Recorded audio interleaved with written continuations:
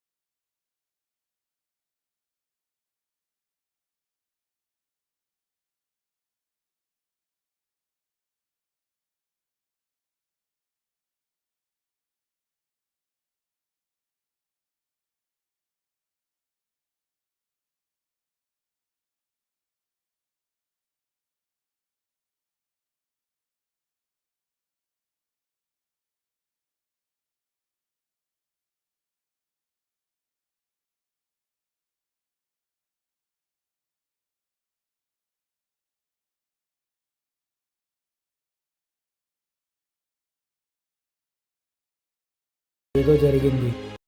తిప్పుకోలేకపోతున్నావా? ఇప్పటిదాకా తింగరదానివి అనుకున్నా. ఇలాంటి వేషాలు కూడా ఉన్నాయా? అయినా ఇలాంటి డ్రెస్ ఎప్పుడు వేసుకోగా ఇప్పుడేంటి కొత్తగా? అంటే నీకు కనీసం ఇలాగైనా నచ్చుతానేమో అని. నేను చెప్పి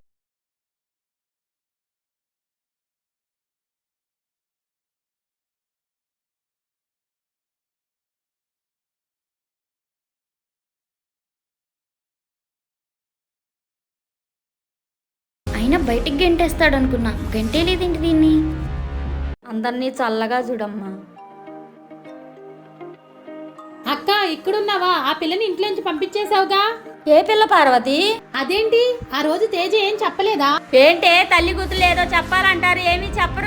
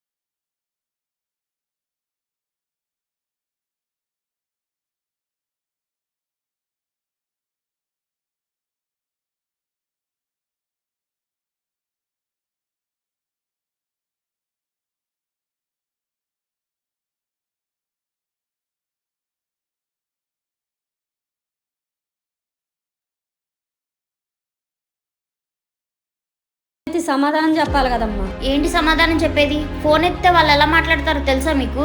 వాళ్ళు మాట్లాడే మాటల్లో కోపాన్నే చూస్తున్నావు కానీ వాళ్ళ బాధను అర్థం చేసుకోవా? నాకు నీతులు చెప్పొద్దని మీకు నిన్నే చెప్పా, అయినా బాధ ఎందుకు? వాళ్ళు ఎంత కష్టపడి ఆ డబ్బులు సంపాదించుకున్నారో పాపం. ఎందుకు పాపం? వడ్డీకి ఇచ్చారు, పుణ్యానికి ఏమి ఇవ్వలేదు. నీకు ఇచ్చేటప్పుడు తెలీదా? అప్పుడు ఎందుకు తీసుకున్నావు? నాకు డబ్బులు కావాలి, అది నా స్వార్థం. వాళ్ళకి వడ్డీ కావాలి, అది వాళ్ళ స్వార్థం. ఎవరికి లేదు స్వార్థం. అంతెందుకు నీ కొడుకు లేదా? ఇంటికి వచ్చిన చుట్టాలకి తిండి పెట్టడానికి కూడా పిసినారుతనం చూపిస్తాడు. నిజమే, వాడు పిసినారోడే. వాడు అలా అవ్వటానికి కారణం నీలా.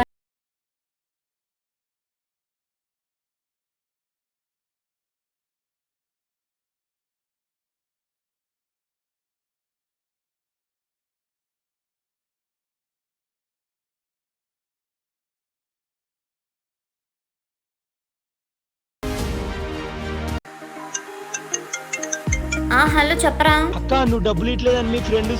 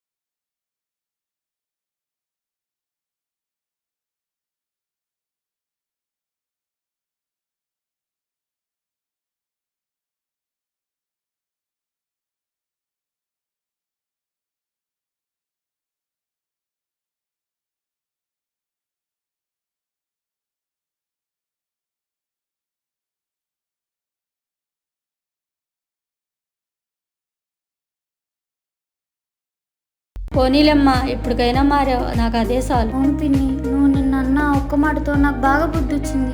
ఇన్నాళ్ళు నా సరదాల కోసం, నా అవసరాల కోసం ఎన్నో అప్పులు చేసి అవి కట్టకుండా వాళ్ళని మోసం చేశాను. మీరు నిన్న అన్నట్లే ఏదో ఒక రోజు నాకు కానీ మా అమ్మకి కానీ ఏదైనా జరగడానికి జరిగితే నన్ను నమ్మి డబ్బులు ఎవరైనా ఇస్తారా? అప్పుడు మా పరిస్థితి ఏంటి? అలా ఏం కాదులేమ్మా, నీ తప్పు నువ్వు తెలుసుకున్నావు. మాత్రం పోగొట్టుకోకండి.